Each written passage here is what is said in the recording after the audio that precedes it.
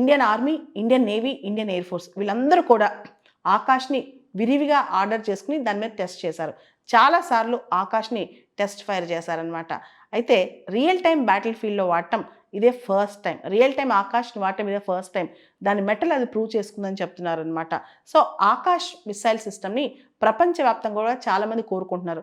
ఇప్పుడు అర్మేనియా దేశం లాంటి దేశాలు మన Akash missile system, Pinaka rocket system వీటన్నిటిని ఆర్డర్ చేసి మన దగ్గర నుంచి కొనుక్కుంటున్నాయి అనమాట. రీసెంట్గా ప్రెస్ బ్రీఫింగ్లో director general of military operations వాళ్ళు చాలా హైలైట్ చేశారు. ఆకాష్ యొక్క స్టెల్లార్ పర్ఫార్మెన్స్, మన indigenous missile system, air defence system, missile system Akash యొక్క గొప్ప పర్ఫార్మెన్స్ని మనం కూడా కొనియాడాం. ముఖ్యంగా పాకిస్తాన్ నుంచి వచ్చిన థ్రెట్స్ అన్నింటినీ నిర్వీర్యం చేయడంలో ఆకాష్ పోషించిన పాత్ర డీజీఎంఓ ఎంటర్ ఇండియా ఇప్పుడు గమనిస్తుందన్నమాట.